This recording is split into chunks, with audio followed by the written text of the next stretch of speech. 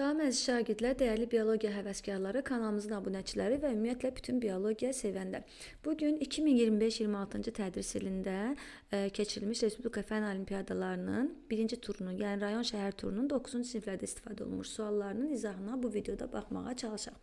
Deməli, birinci sual 8-ci siniflərdə istifadə olunmamışdı. Hələ ki, ancaq burada görürəm, 10-cu sinifdə də yox idi bu sual. Deməli, ilk sual belədir. Bitkidə baş verən bəzi prosesləri izləmək üçün aşağıdakı qurğu hazırlanmışdır.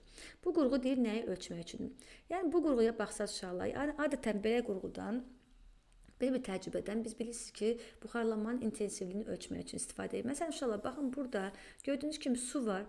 Deməli, bitki zoğuna nə də gəlir? Borunun içərisinə su gəlir. Bura bir cavan bitki zoğu qoyulmuşdur. Üzərində yarpaqlar olan cavan bitki zoğu qoyulmuşdur.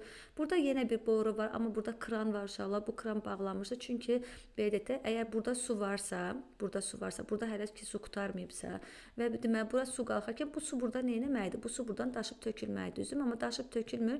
Deməli bunu nə ediblər? Bağlayıblar. Deməli su bura gəlir və indi yoxlayırlar ki, xəttkeşlə də ölçürlər ki, bu su sütunu belə deyək də, suyun miqdarı harda azalacaq, nə və s. Buna əsasən yəqin ki, ölçüm aparacaqlar. Burada uşaqlar, baxın, açar hissə budur. Yəni, bitki zoğu suya salınıb və bu suyun üzərinə nəsə örtülüb. Yəni, bu suyun buxarlanmasının qarşısını almaq üçündür. Biz də bilirik ki, belə bir təcrübəni biz adətən nə üçün aparırıq uşaqlar? Adətən transpirasiyanın intensivliyini ölçmək üçün aparırıq. Baxın uşaqlar, transpirasiyanın intensivliyini ölçmək üçün. Bu variantı seçək, digərlərinə də baxaq. Fotosintezdə istifadə olunan suyun miqdarını bu şəkildə ölçmək mümkün deyil uşaqlar. Bəli, fotosintezdə istifadə olunan suyun miqdarını bəlkə hardasa biz transpirasiyanın qarşısını alsaq, ümumiyyətlə bitkini transpirasiya eləməyə qoymasaq, o zaman bəlkə biz bunu eləyə bilərik. Amma transpirasiyanı da eləməyə qoymasaq uşaqlar, o zaman deməli biz ağızcıqları bağlamalıyıq. Yəni ağızcıqları da bağlayanda havaya nə daxil olmayacaq? Havaya karbon qaz daxil olacaq. Daha doğrusu havaya nədir? Yarpağa karbon qaz daxil olmayacaq və təbii ki, fotosintezdə baş verməyəcək. Ona görə də biz fotosintezdə istifadə olunan suyun miqdarını bu şəkildə ölçə bilmərik. Adətən fotosintezdə istifadə olunan suyun miqdarını biz tənliyə əsasən hesablayırıq uşaqlar. Yəni nə qədər fotosintez, nə qədər üzvü maddə əmələ gəldiyini tapırıq. Üzvü maddə əmələ gəlməsinə əsasında deməli orada istifadə olunan suyun miqdarını tapırıq. Tənəffüs zamanı udulan oksigenin miqdarını təbii ki, uşaqlar, deməli, belə deyək də, bitki suda həll olmuş oksigen udmur və bundan başqa da yarpaqlar ümumiyyətlə torpaqdan gələn bir havadan oksigen udmurlar uşaqlar. Deməli, bu da yanlış olacaq. Deməli, fotosintezdə əmələ gələn oksigenin miqdarını da bu şəkildə ölçmək mümkün deyildir uşaqlar. Yarpaqda vahid zamanda əmələ gələn üzv maddənin miqdarını da bu qurğu ilə ölçmək mümkün deyil. Bu məhz nəyə ölçür? Bu məhz suya aiddir və burada da təbii ki, transpirasiya olacaq. Verilmiş hansı molekul fosfolipidlərin tərkib hissəsinə daxildir. Baxaq uşaqlar, burada fosfor sözü sizi çaşdırmasın. Deməli, burada gördüyünüz kimi bir fosfor var və bu sizi çaşdırmasın. Yəni, molekulda fosforun olması, bu hələ onun fosfolipid olması demək deyil. Bu nədir uşaqlar? Gördüyünüz kimi azotlu əsası, pentozası və fosfat qrupu olan bir nədir uşaqlar? Bir nukleotiddir. Gördüyünüz kimi. Bu nədir uşaqlar? Bu metandır. CH4. Bu nədir uşaqlar? Bu deməli, bu bir amin turşudur uşaqlar. Gördüyünüz kimi. Nədir burada? Amin qrupu var. Eyni zamanda burada karbon iyası COOH karboksil qrupu var. Bu da bir amin qrupudur uşaqlar. Bu glisin amin qrupudur. Amin turşusu daha doğrusu. Burada da amin qrupu var gördüyünüz kimi. Karboksil qrupu var. Demək bunlar nə oldu? Bunlar ikisi amin turşular oldu. Bu formaldehid olmalıdır səhvlərimizə. Və deməli, baxaq uşaqlar, burada isə bir uzun karbon zənciri var. Uzun karbon zəncirinin sonunda bir OH qrupu ilə qutaran, deməli, gördüyünüz kimi hissə vardır. Bu artıq nə olacaq uşaqlar? Fosfolipidlərin tərkib hissəsinə aid olacaq. Ona görə burada A variantını seçirsiniz. Növbəti suala baxaq. Nə deyir? Deyir ki, insan orqanizmi, bu 8-ci sinifdə olan sual uşaqlar, insan orqanizmi vahid hüceyrədən, yəni ziqotdan inkişaf etdiyi halda müxtəlif quruluşlu hüceyrələrə malikdir. Bu hüceyrələr funksiyalarına görə bir-birindən fərqlənirlər. Bu hüceyrələrlə bağlı verilmiş ifadələrdən hansı və ya hansılar yanlışdır? Bu hüceyrələr orqanizmin inkişafı zamanı hüceyrə ixtisaslaşması nəticəsində əmələ gəlir ifadəsi doğru olacaq uşaqlar. Siz həm kök hüceyrələrdən bilirsiniz, həm eyni zamanda meristem toxumasından bilirsiniz uşaqlar. Həmçinin də qan hüceyrələrinin əmələ gəlməsinə, məsələn, qırmızı sümük iliyində kök hüceyrələrdən bilirsiniz ki, eyni bir yerdə hüceyrələr əmələ gəlir, daha sonra nə edirlər? Onlar müxtəlif orqanlarda halda və ya da ki, müxtəlif yerlərdə ixtisaslaşırlar. Deməli, birinci variant burada nə olacaq uşaqlar? Doğru olacaq, ona görə bunu seçmirik. İkinci, sağlam bir orqanizmin hüceyrələrinin hər birinin inkişafının əvvəlində cinsi hüceyrələr istisna olmaqla əvvəlində 46 xromosom olur. Bu ifadə doğru olacaq uşaqlar, çünki burada insan orqanizmindən söhbət gedir. İnsan orqanizmində də bilirsiniz ki, diploid yığım nə qədərdir? 46 xromosomu vardır. Hətta cins hüceyrələrin özlərində yox, amma ilkin cins hüceyrələrin özlərində belə 46 xromosom olur. Daha sonra orada meyoz bölünmə gedir və xromosom sayı cins hüceyrələrdə 23-ə düşür. Və ya da ki, eritrositlər desəz ki, nüvəsi yoxdur. Eritrositlər də öz nüvələrini bildiyiniz kimi yetkin halda itirirlər və ona görə də inkişafın əvvəlində onlarda 46 xromosom olur. Demək, ikincini də seçmirik uşaqlar. Eyni orqanizmin müxtəlif funksiya yerinə yetirən hüceyrələrinin zülal tərkibi eynidir ifadəsi təbii ki, yanlışdır uşaqlar. Nəyə görə? Məsələn, nümunə olaraq deyək. Əzələ hüceyrəsində nə vardır? Aktin vardır, miyozin vardır. Amma məsələn, mədə-altı vəzi hüceyrəsində aktin və miyozin yoxdur. Və yaxud da ki, dəri hüceyrəsində aktin və miyozin nədir? Yoxdur uşaqlar. Daha doğrusu, dərinin epitel hüceyrəsində aktin və miyozin yoxdur. Ona görə də nədir uşaqlar? Zülalı tərkibləri eyni deyildir və yaxud da ki, neyronlardakı zülalı tərkibi tamamilə başqadır, burada tamamilə başqadır. Deməli, bu variant yanlışdır.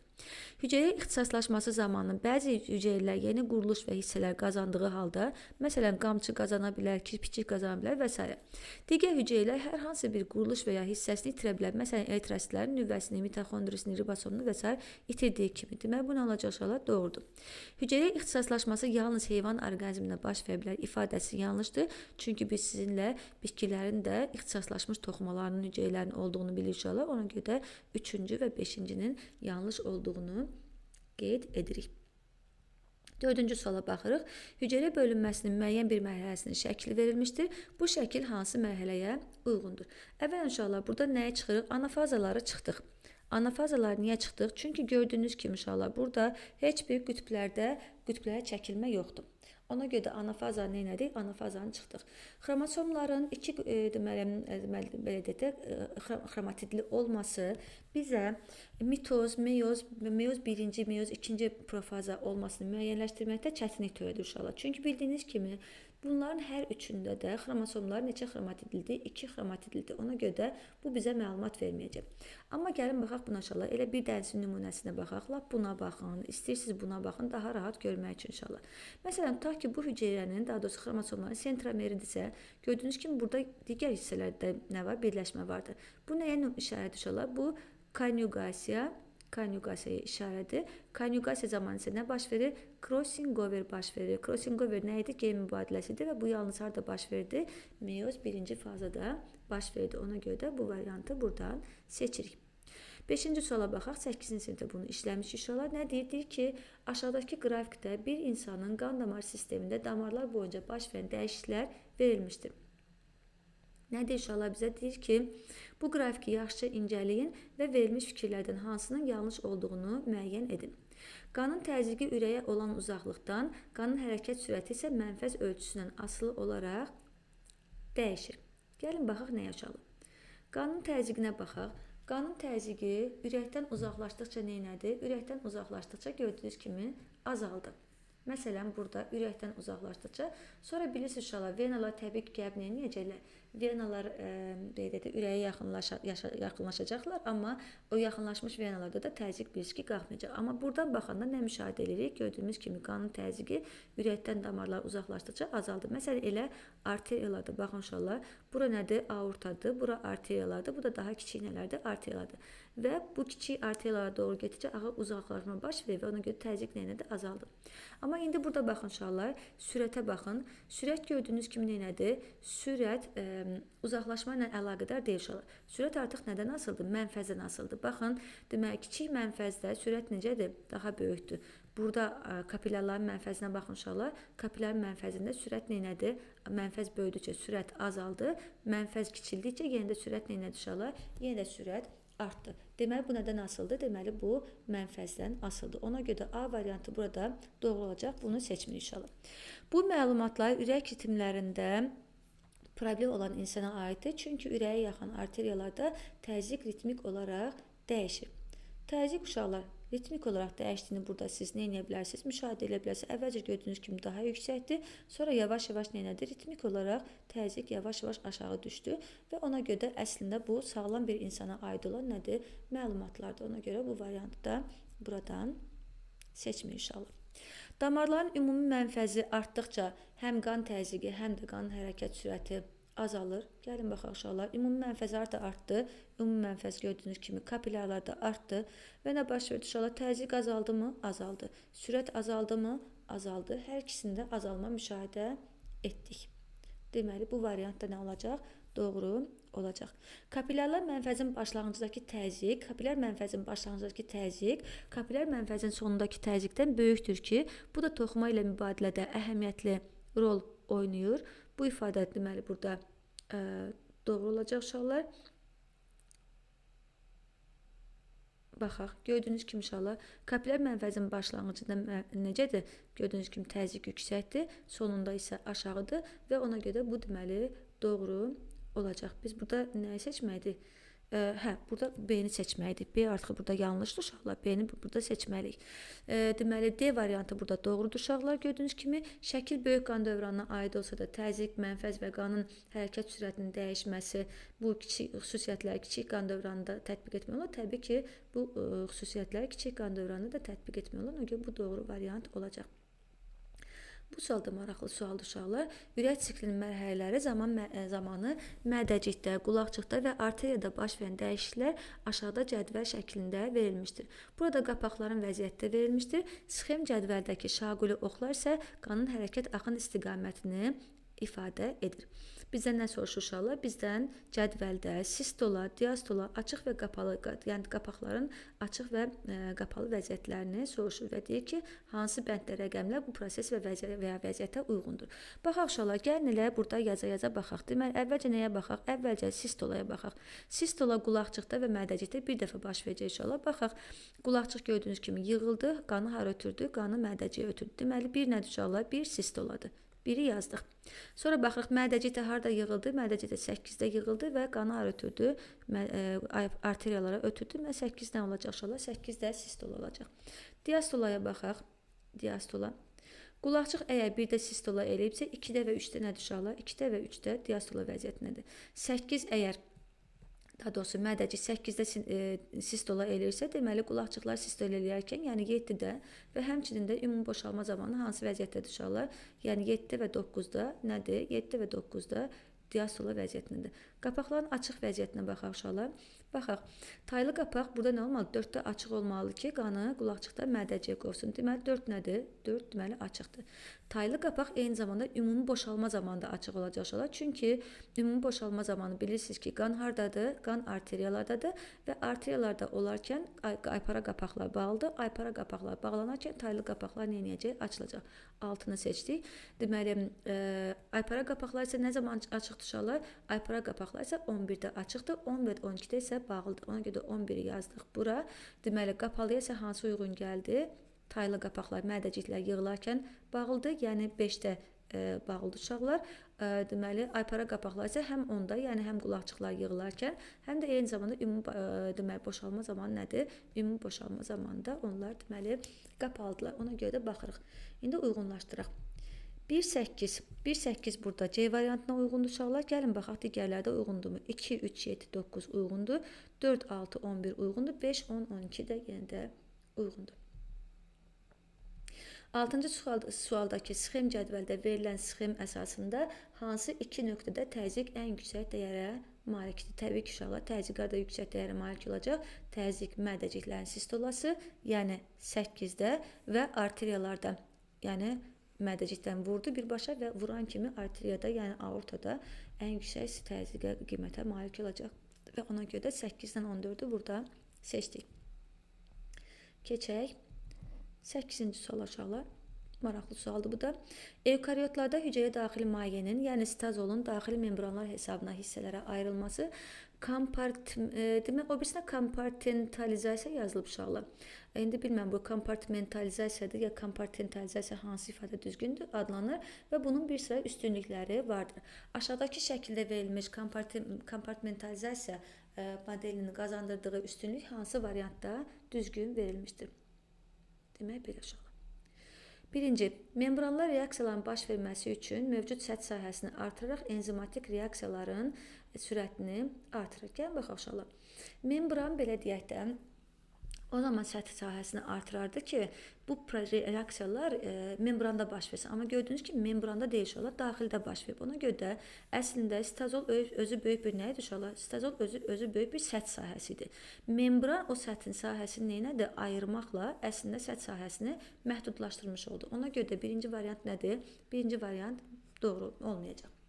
Deməli, membranlar enzimlərin hüceyrələrinin bir nahiyəsindən digər nahiyəsinə daşınmasını təmin edərək enzimatik reaksiyaların sürətini artırır.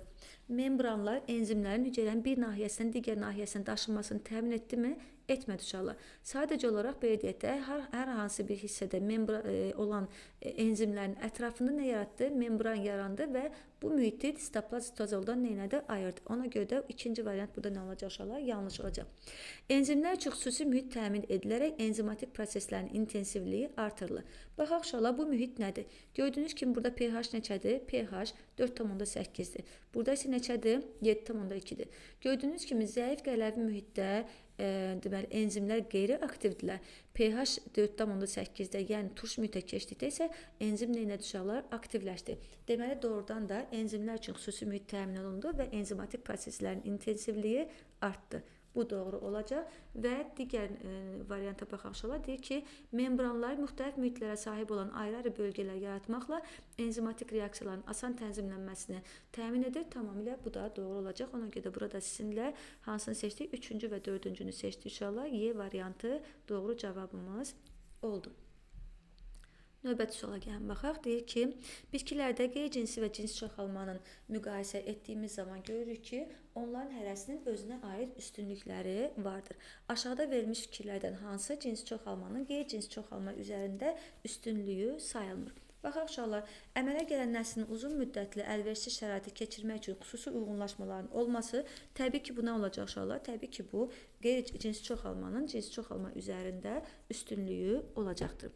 Əmələ gələn nəsil valideynlərlə tamamilə eyni genetik xüsusiyyətlərə malik olmadığı üçün yeni şəraitə uyğunlaşma ehtimalının daha çox olması, təbii ki, əgər bu ehtimal çoxalırsa, təbii ki, bu bir üstünlükdür. Əmələ gələn nəslin sağ qalma və yeni bitkiyə başlanğıc verə bilmə ehtimalının daha az olması, bu nədir uşaqlar? Bu üstünlük deyil. Bu əksinə nədir? Qeyri-üstünlükdür. Amma biz bildiyimiz kimi, ümumiyyətlə, cinsi çoxalma zamanı yeni xüsusiyyətlər qazandığına görə sağ qalma və yeni bitkiyə başlanğıc verə bilmə ehtimalı daha nədir uşaqlar? Daha belə deyək, çoxdur. Nəinki vegetativ çoxalma zamanı, qeyri-cinsi çoxalma zamanı. Əmələ gələn nəslin daha çox uzaq ərazilərə yayılma ehtimalının çox olması, bu da doğrudur uşaqlar. Əmələ gələn nəslin yeni şəraitdə rəqabətə davamlı olması, ola bilmə ehtimalının çox olması, təbii ki, valideynlərdə yeni fərqli xüsusiyyətlər qazandığına görə ehtimal da nə edə bilər? Ehtimal da arta bilər. Bu da yaxşı bir sual uşaqlar. Əslində çətin görünsə də, amma o qədər də çətin sual deyildir.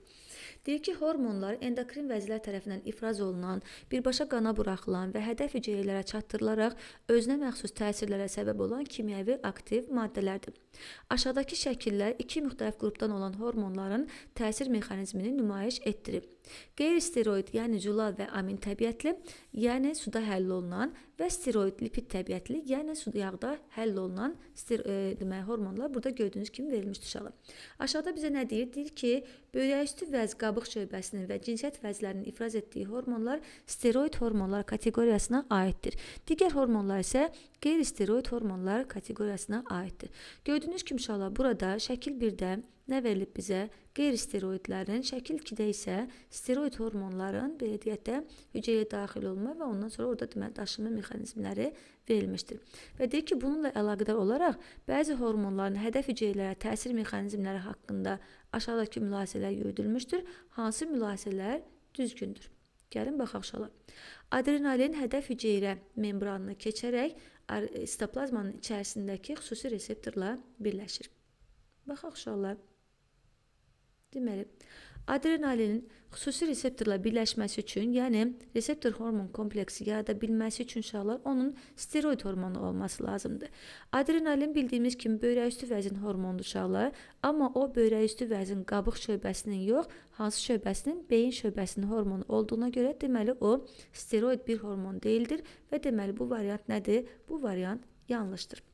O deməli şəkil 1-dəki mexanizmlə təsir göstərəcək inşallah. İkinci, insulin hüceyrə daxilində ikincil məlumat ötürücü molekulların artmasına səbəb olur. İnsulin qeyri-steroid bir hormondur uşaqlar. Deməli o birinci mexanizmlə təsir göstərir. Deməli ikinci məlumat ötürücülərin yaranmasını təmin edir. Bu variant nədir? Bu variant doğrudur. İkincini seçdik inşallah. Üçüncüyə baxaq. Testosteron hüceyrə daxili reseptorlara birləşərək bəzi genlərin fəaliyyətinə və bunun nəticəsində hədəf hüceyrənin zülal sintezi etməsinə təsir göstərir. Testosteron nədir? Kişi cinsiyyət hormonudur. Deməli steroid bir hormondur uşaqlar. Baxırıq hansı mexanizmlə reseptor hormon kompleksini əmələ gətirdi və gördüyünüz kimi ən nəhayətdə zülalların sintezinə səbəb oldu. Fikir versəz birincidə bu zülal sintezi yoxdur uşaqlar. Deməli bu variant da nədir? Bu variant da doğru olacaq. Və dördüncüyə baxaq. Steroid və qeyri-steroid hormonların hüceyrəyə daxil olunan mexanizmləri fərqli olsa da, qanda daşıma mexanizmləri eynidir ifadəsi də yanlış olacaq inşallah. Çünki biz sizinlə bilirik ki, deməli, məsələn, adicə çox uzağa getməyən, məsələn, vitaminlərin qana sorulması və yaxud da ki, daha doğrusu bağırsaqdan sorulması və yaxud da ki, zülal amin turşuların və yaxud da yağların, gliserin və yağ turşuların və s. sorulmasından biz sizinlə bilirik ki, inşallah zülalların, karbohidratların və karbohidratların daşınma mexanizmi ilə deməli yağların, lipidlərin daşınma mexanizmi bir deyil inşallah qanda. Ona görə də burada da steroid və qeyri-steroid hormonların qanda daşınma mexanizmləri də eyni olmayacaqdır. Ona görə də dördüncü yanlış olur. Və sizinlə nəyi seçdik inşallah? A variantını burada doğru cavab olaraq qeyd elədik. 11-ə baxaq inşallah. Deyir ki, ribosomlar haqqında verilmiş fikirlərdən hansı düzgündür? Sərbəst ribosomların sintez etdiyi zülal adətən hüceyrə daxilində fəaliyyət göstərir. Bu ifadə doğru olacaq inşallah. A variantını seçdik. Ribosomu təşkil edən bütün komponentlər nüvədə sintez olunur. Bu ifadə nədir inşallah? Yanlışdır. Çünki ribosom təkcə ribosom RNT-sindən ibarət deyil. O eyni zamanda həm də zülallardan ibarətdir. Zülalların sintezi isə ribosomların özlərində gedir və ribosomlar da sitoplazmada yerləşir. Deməli bu variant yanlışdır. Evkariot hüceyrədə yalnız 80 S, prokariot hüceyrədə isə yalnız 70 S ribosoma rast gəlinir. Bu ifadə yanlışdır inşallah. Nəyə görə? Çünki evkariot hüceyrədə 70 S-ə də rast gəlinir. Prokariot hüceyrədə isə 80 S-ə rast gəlinmir inşallah. 80 S yalnız nə üçün məxsusdur? Yalnız evkariot hüceyrə üçün məxsusdur. Ona görə də bu variant da nə oldu? Yanlış oldu. Ribosomlar endoplazmatik şəbəkənin membranına polisom kimi fəaliyyət göstərmək üçün birləşiblər. Məhsulları sitoplazmaya buraxırlar ifadəsində məhsulları sitoplazmaya buraxmaq ifadəsi nədir? Yanlışdır inşallah. Niyə? Çünki ribosomlar daha doğrusu endoplazmatik şəbəkənin membranında sintez olunmuş zülallar endoplazmatik şəbəkənin kanal və boşluqlarına sintez olunur və onun vasitəsilə daşınır. Demək bu variant da nədir? Yanlışdır. Ribosomların fəaliyyəti zamanı ATF enerjisinə ehtiyac yoxdur ifadəsi tamamilə yanlışdır. Çünki ribosom neyini inşallah? Ribosom bir plastik mübadilə həyata keçirir, yəni o zülal sintezini həyata keçirir və bu zamanda demək ATF enerjisinə mütləq ehtiyac vardır. Hətta biz sizinlə parçalama reaksiyalarından danışdıqda belə qeyd eləmişik ki, inşallah bu reaksiyaların aktivləşməsi üçün nə lazımdır? Mütləq ATF enerjisinə ehtiyac vardır. 12-ci sualda deyir ki, 1947-ci ildə Gerti və Karl Corey cütlüyü glikogen sintezində iştirak edən genləri ayırdıqları üçün Nobel mükafatı almışlar. Glikogenin quruluşunu araşdırarkən onun tərkibində glukozaları bir-birinə birləşdirən iki rabitə formasının olduğu ortaya çıxmışdır. Nədir uşaqlar? 1,6 glukozidik rabitə və 1,4 glukozidik rabitədən söhbət gedir. Deyir ki, bu rabitələrin quruluşu aşağıdakı kimidir. Gördüyünüz kimi inşallah onlar ayrı-ayrı hissələrdən glukozaların bir-birlə birləşməsini təmin edir. Bu enzimlərin glukoza 6 fosfatları birləşdirərək glikogen əmələ gətirməsi ilə bağlı qrafiki ifadəsi aşağıdakı kimi verilmişdir. Bu qrafikdəki əyrilərə nəzərə yetirin və hansı mülahizələrin yanlış olduğunu müəyyən edin. Baxaq uşaqlar. A əyrisi istiliyə məruz qalmış enzimlərin fəaliyyətini ifadə edir ifadəsi doğru ola bilər uşaqlar. Nəyə görə? Çünki gördüyünüz kimi A əyrisi heç cürə belə deyək də fəaliyyət göstərmir. Deməli o nə edə bilər? O ola bilsin ki, istiliyə məruz qalıb, denaturasiyaya uğrayıb və biz də bilirik ki, zülallar ancaq üçüncül quruluş aldıqdan sonra öz funksiyalarını yerinə yetirə bilirlər. Ola bilsin ki, A enzimlər də zülallardır uşaqlar. Ola bilsin ki, o denaturasiyaya məruz qalmışdır və ona görə də nə edə bilmir? Öz fəaliyyətini düzgün yerinə yetirir. Yəni bu şəkildə yerinə yetirir.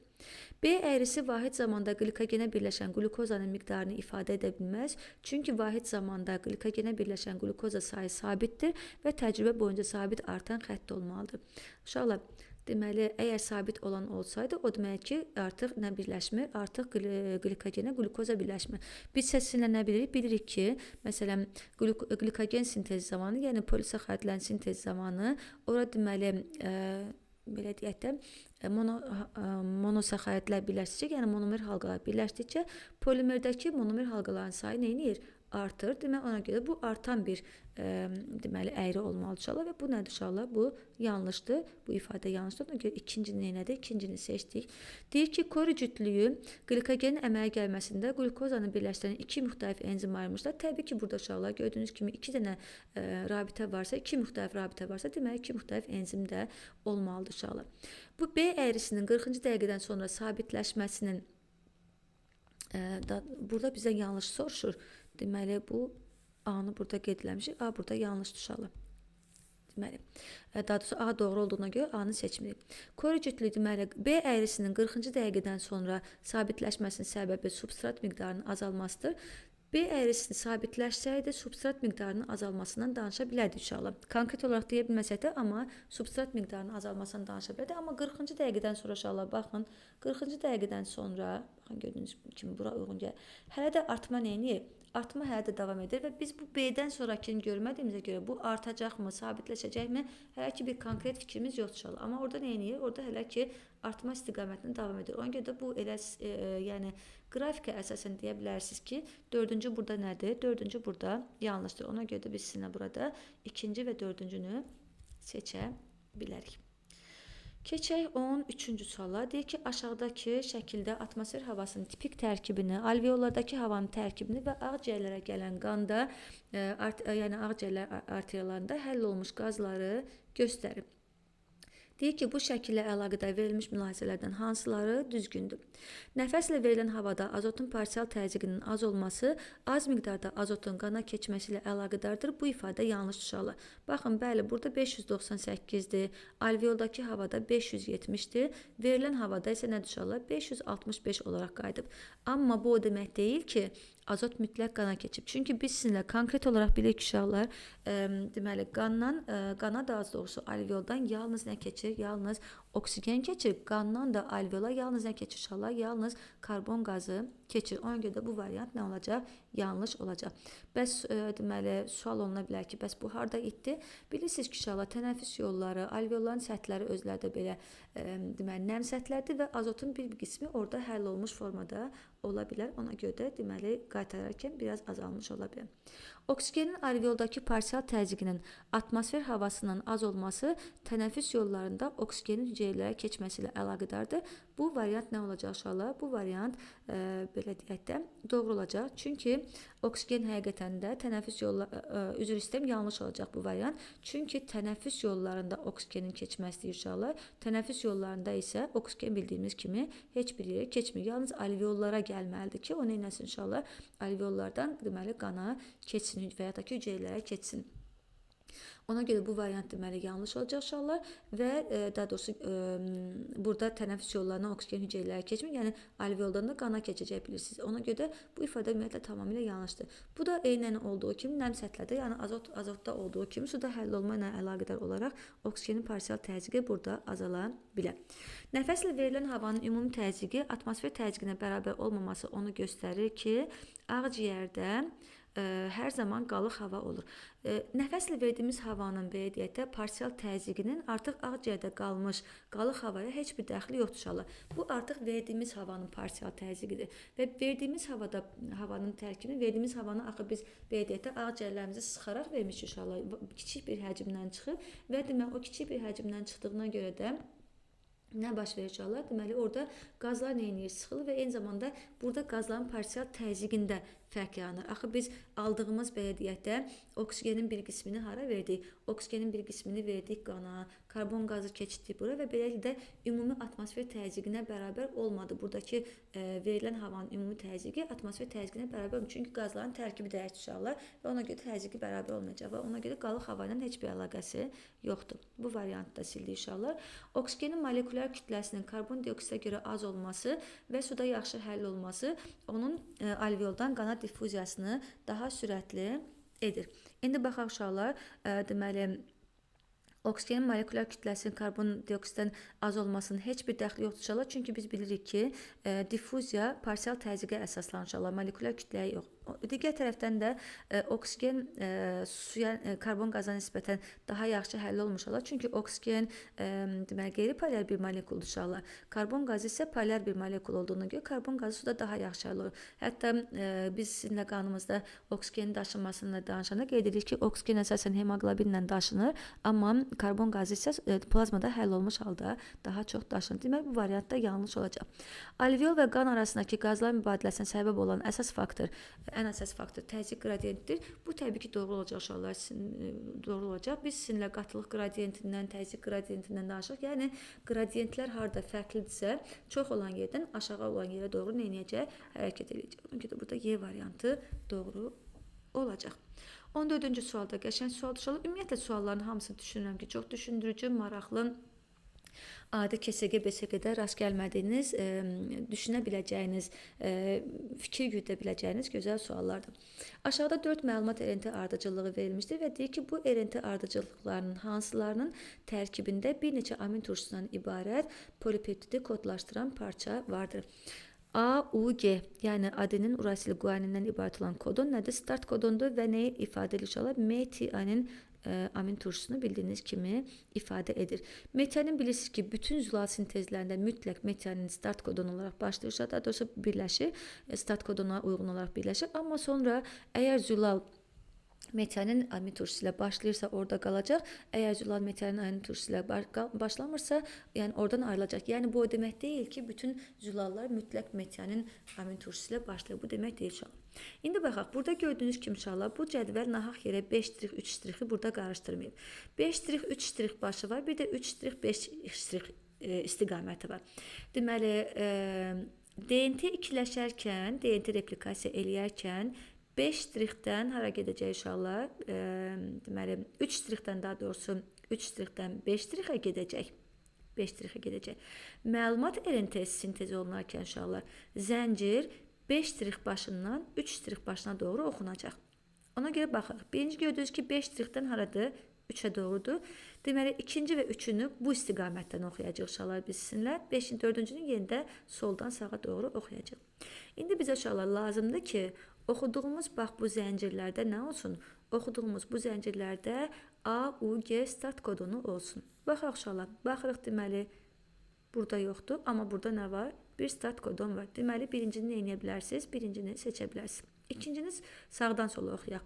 Gördüyünüz kimi yoxdur, yoxdur. Bu tərəfə doğru uşaqlar. Yoxdur, yoxdur, yoxdur.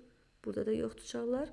Burada da yoxdur, burada da yoxdur. Nə yoxdur? Start kodon yoxdur. Deməli, bu variantı seçmədiniz. Üçüncüyə baxırıq uşaqlar. Yerində deməli, 5 istiqamətdən gedirik. Baxırıq, yoxdur. Amma burada nədir? A, U, G. Start nə oldu? Start kodon oldu. Ona görə də üçüncünü seçdiniz. Dördüncüyə baxırıq. Yoxdur, yoxdur. Burada da yoxdur. Bu da deyil, bu da deyil. Baxın uşaqlar. Hamısını sizinlə ayırdıq tripletləri və gördünüz ki, burada nə yoxdur uşaqlar? Start kodonları yoxdur. Deməli, bu variantı nə oldu? Yanlış oldu. Cavabımız nə oldu uşaqlar? Birinci və üçüncü C variantını seçdik.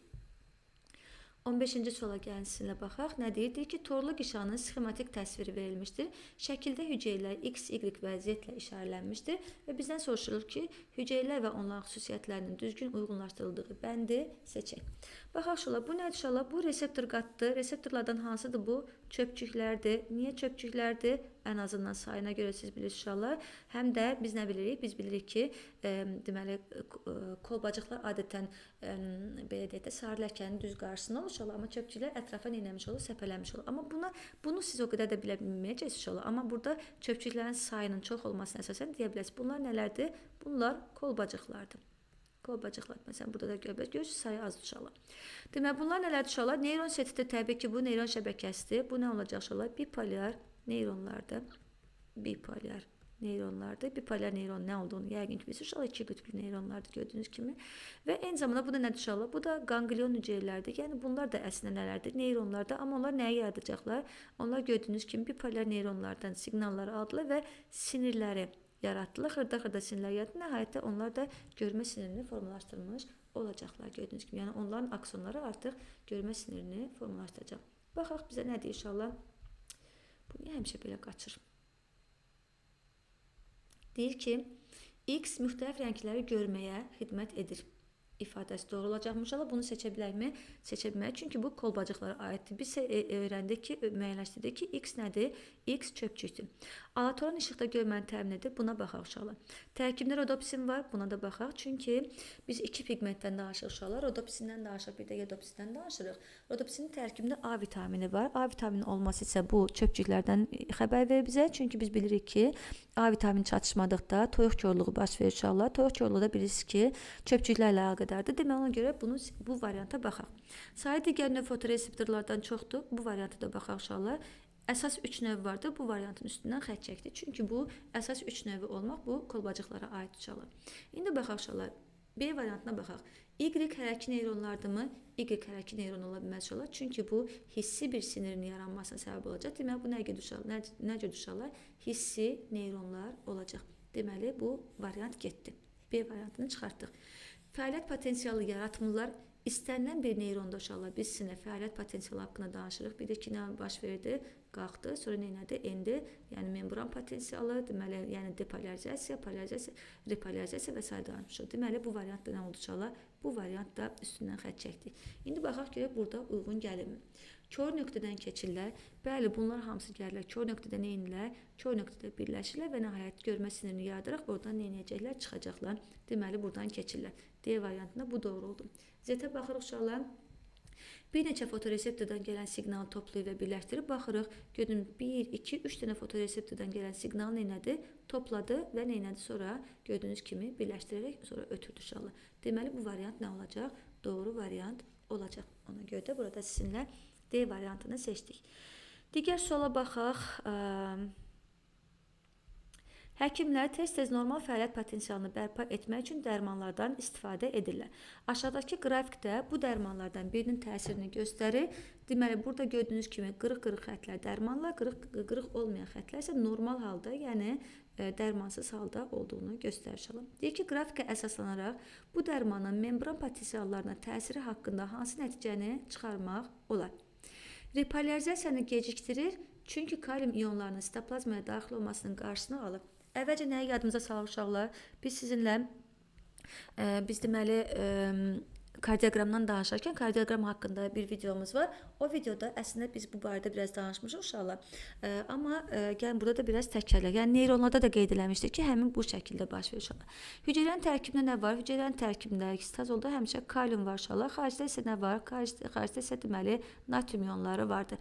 Natrium həmişə daxilə doğru keçməyə çalışır, kalium isə xaricə doğru çıxmağa çalışır. Nə qədər ki, belə deyək də, kalium müəyyən bir nisbətdə qalır və daxildədir. Nə potensialdır bu? Sakitlik, dincəlmə potensialıdır inşallah. Sakitlik potensialıdır. Sonra nə baş verir? Birdən kalium hansısa bir qıcıq yarandı. Kalium ora çıxmağa başlayır, kalium xaricə çıxmağa başlayır. Kalium xaricə çıxmağa başladıqca natrium da hara daxil olacaq? Təbii ki, içəri daxil olacaq və nə baş verir inşallah? Depolarizasiya. Yəni membran potensialı, depolarizasiya baş verdi. Sonra kalium ionları yavaş-yavaş içəriyə daxil olmağa başladıqca nə baş verdi inşallah? Repolarizasiya başladı və nəhayətdə nə oldu inşallah? Əvvəlki vəziyyətə qayıtdı. Lap belə deyək də, Ümumiyyətlə sakitliklər, membran potensialına və s. öncəki vəziyyətə nədir? Hüceyrə qayıtdı. Sonra yavaş-yavaş nə edəcək? Kalium ionları yavaş-yavaş burada bərpa olunacaq, öz əvvəlki həddinə qayıdacaq. İndi baxaq uşaqlar. Repolarizasiyanı gecikdirirmi?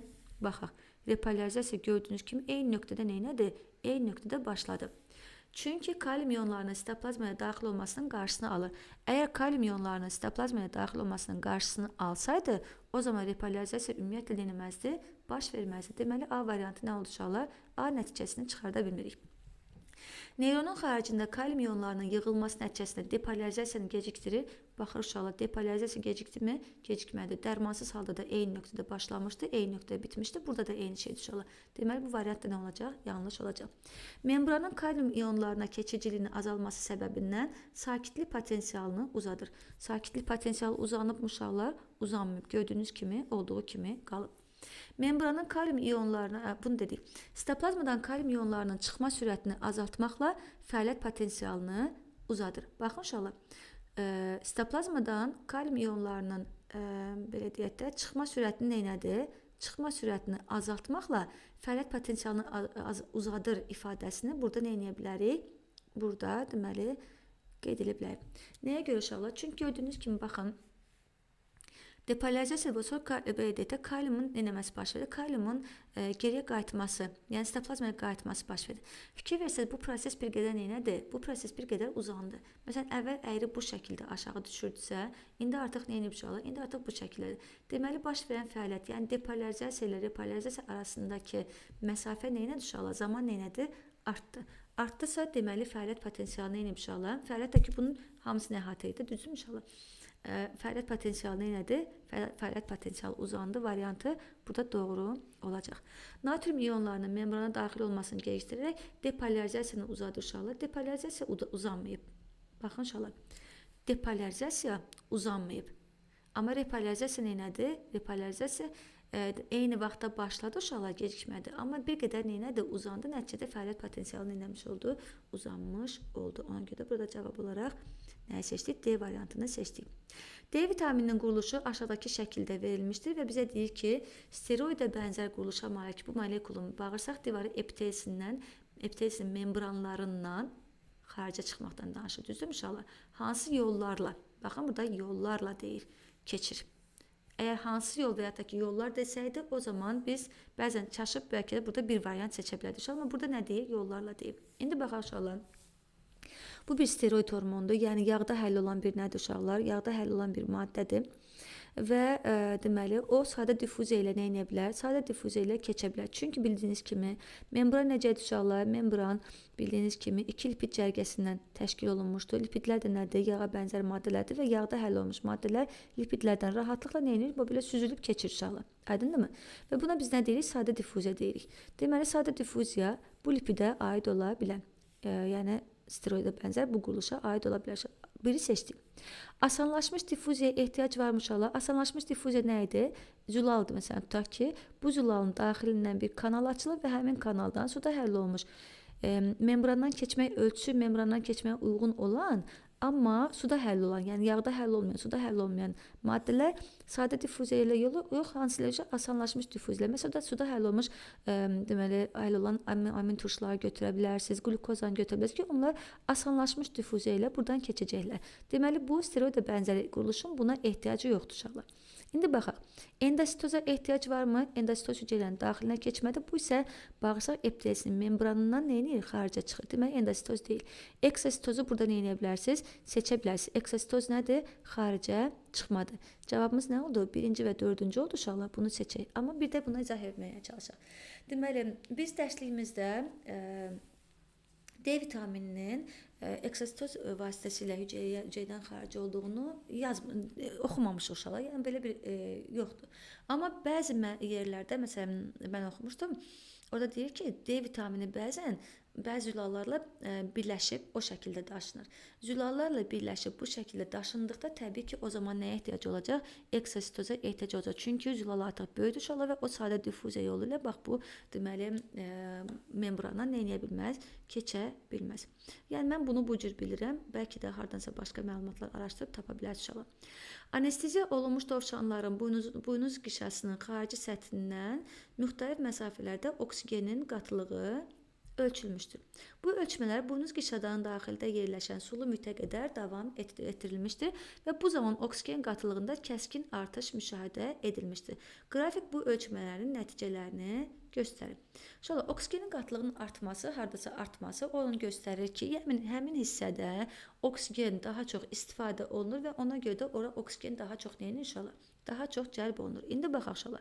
0-dan 400 mikrona qədər olan hissə bu nədir? Bu buynuz qişanın qalınlığıdır. Ondan sonra artıq hansı mühitlər gəlir inşallah? Bundan sonraki artıq sulu mühitlərdir. Bizdən nəyi soruşurdu? Doğrunu mu soruşur, yanlışı mı soruşur? Bir dənə yadımıza salaq.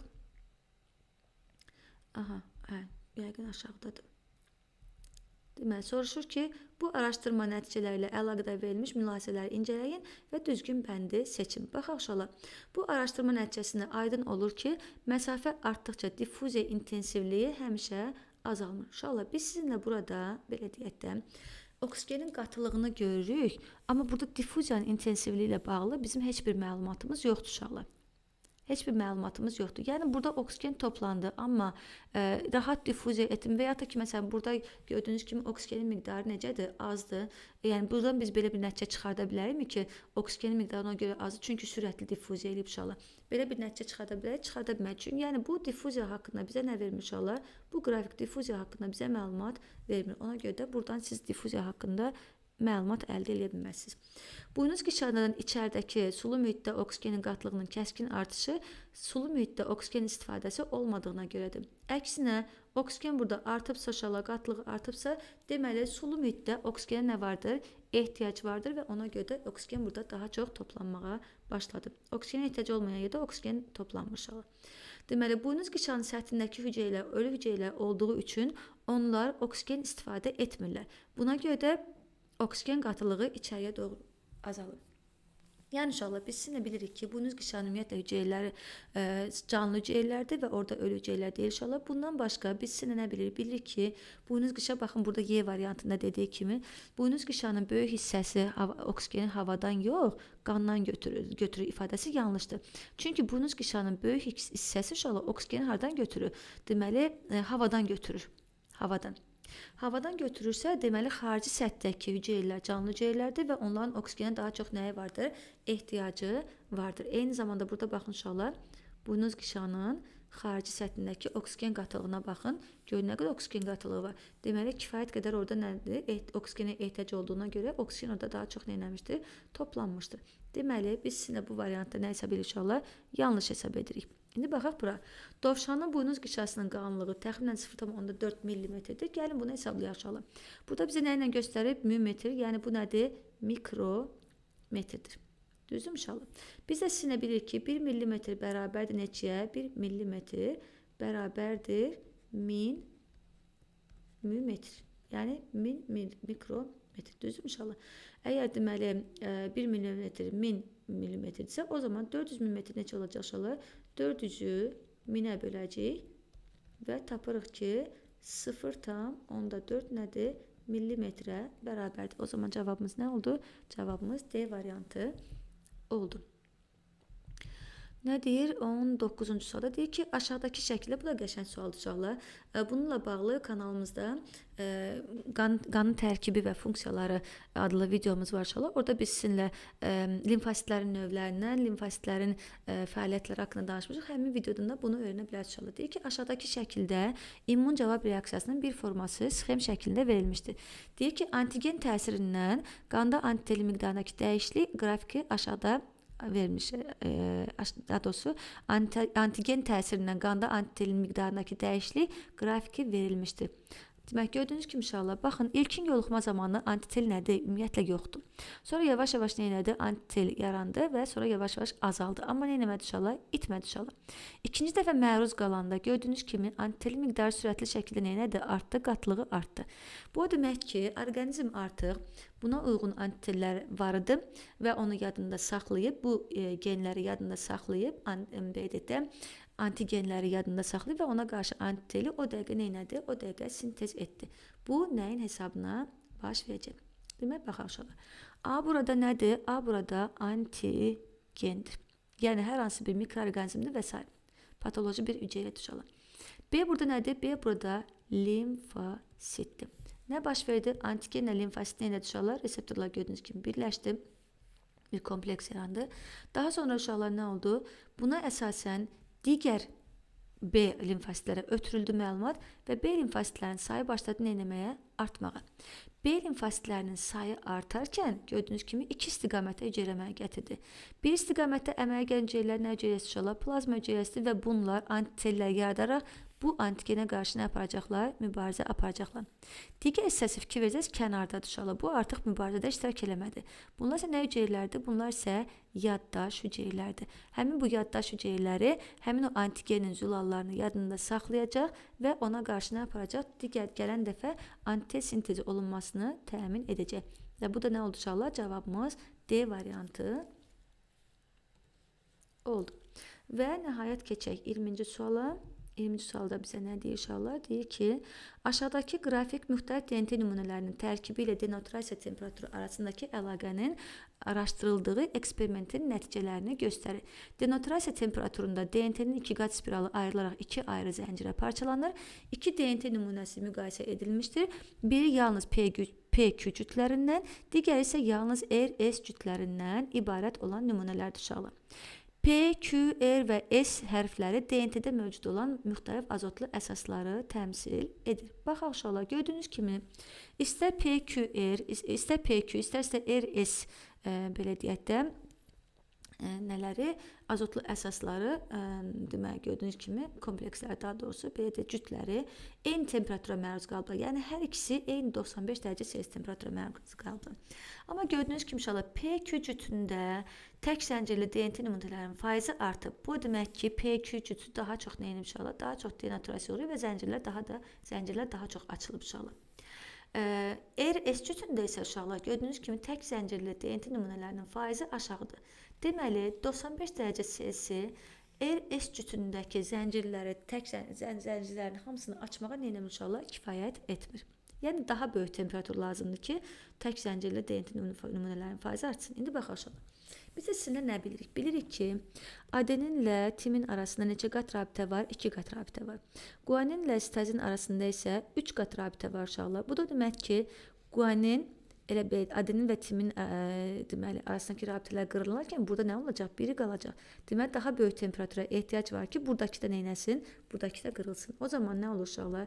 Bizim PQ cütlüyümüz nə olacaq? Timin və ya adenin olacaq. Burada adenin əvvəlcə timini verib, sonra adenini verib uşaqlar. Ona görə də nəyi seçdik?